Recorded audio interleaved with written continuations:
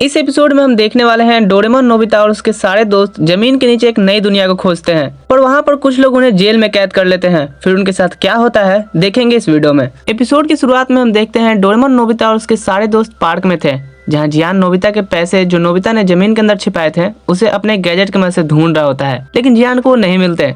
तभी नोबिता परेशान हो जाता है, वो डोरामी से हेल्प मांगता है तो डोरामी एक गैजेट निकालती है। इस गैजेट से जमीन के अंदर कौन कौन सी चीजें हैं ये सब जान सकते थे। डोरामी उस गैजेट का इस्तेमाल करती है और नोबिता को उसके 100 रुपए वापस कर देती है।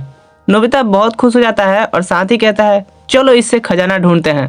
और फिर नोबिता उस गैजेट की पावर को फुल कर देता है, यानी कि अब उस गैजेट से जमीन के बहुत नीचे तक जाकर चेक कर सकते थे। थोड़ी देर में वो गैजेट बताता है कि जमीन के नीचे पूरा शहर है और साथ ही उस शहर का पूरा मैप भी बना के दे देता है। जियान कहता है ये तो बहुत बड़ी खोज है। नोबिता कहता है सही कहा और हाथ से खुदाई करना शुरू कर देता है। डोरेमोन कहता है क्या यार नोबिता, वो शहर जमीन के बहुत नीचे है, हाथ से खुदाई करके वहाँ पहुँचना नामुमकिन है। इसलिए डोरेमोन और डोरामी अपने गैजेट्स अंडरग्राउंड एक्सप्लोरेशन निकालते हैं और उस गैजेट से वो बहुत स्पीड से जमीन में खुदाई कर रहे थे। ये सब बहुत ज्यादा नीचे आ गए थे।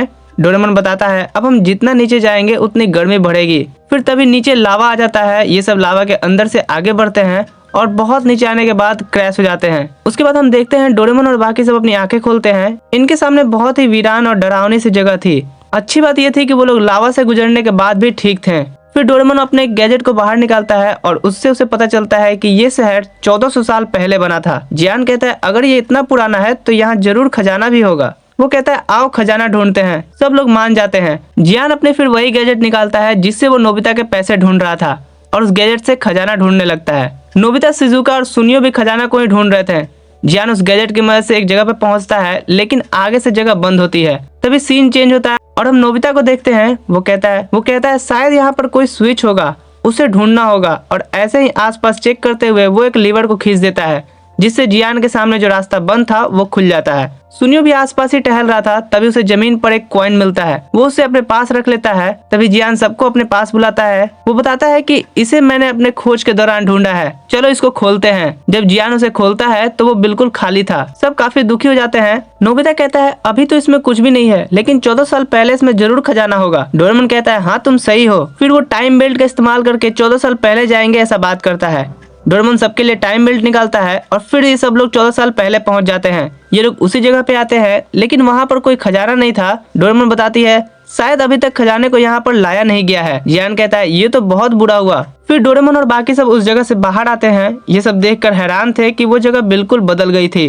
डोरेमोन बताता है कि अब जरूर यहाँ पर इंसान भी होंगे और हो सकता है कि वो हमें देखकर हमारे ऊपर हमला कर दें। इससे पहले कि हम कोई मुसीबत में फंस जाए हमें यहाँ से जाना चाहिए। लेकिन जियान कहता है नहीं, मैं खजाना ढूंढ कर ही रहूंगा। डोरेमोन उसे बहुत रोकता है, लेकिन जियान नहीं सुनता। डोरेमोन और नोबिता जियान के पीछा करते हैं। बाकी सब वहीं बैठ के उनका वेट कर रहे होते हैं। जियान कहता है हम खजाने के बहुत पास हैं। ये तीनों खजाने को ढूंढते हुए उसी जगह से बाहर जंगल में आ जाते हैं, जहाँ इन्हें कुछ लोग पकड़ के अपने साथ ले जाते हैं।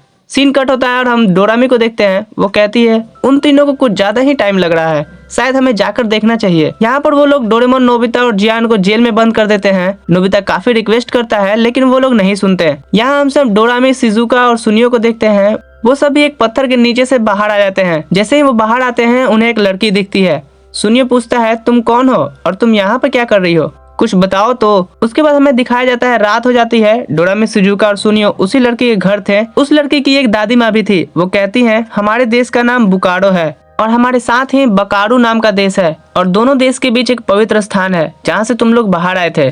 दादी माँ बताती है कि पहले हम दोनों मिलकर रहते थे और हमारे पास कैट का एक पवित्र स्टैचू भी था। डोरामी समझ जाती है कि ये उसी स्टैचू की बात कर रही हैं जिसे जियान ने ढूंढा था। फिर वो बताती हैं कि जिसके पास भी वो स्टैचू होगा वो पूरी दुनिया पे राज करेगा। पहले तो सब ठीक था, लेकिन एक दिन वो स्टैचू गायब हो जाता है, जिससे हम दोनों के बीच में झगड़े होना शुरू हो जाते हैं।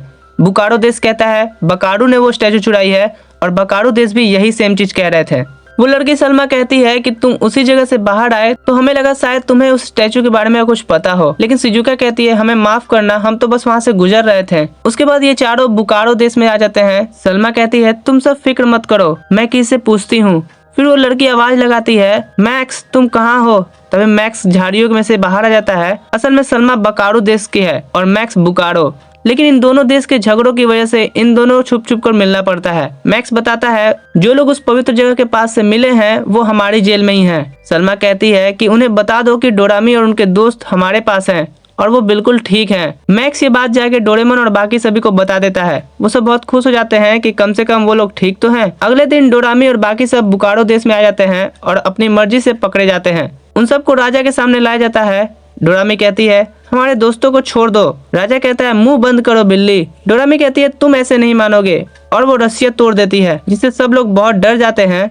डोरामी फिर एक बड़े पिल्लर को उठाकर पूछती है क्या अब आप हमारे दोस्तों को बाहर बुलाएंगे? राजा कहता है शांत हो जाओ, पहले हम बात करते हैं। राजा डोरेमोन और बाकियों को बाहर बुला लेता है। वो सब लोग राजा के सामने बैठे हुए थे। डोरामी बताती है मैं जानती हूँ आप दोनों देशों की लड़ाई उस स्टैचू की वजह से है, लेकिन अगर आप दोनों के पास ही वो नहीं है तो वो किसी ऐसी जगह होगी जो सबसे छुपी हुई है। मुझे लगता है वो उस पवित्र जगह पर होगी। राजा कहता है शायद तुम ठीक कह रही हो। नोबिता कहता है आप फिक्र मत करो, हम उस स्टैचू को ढूंढ लेंगे।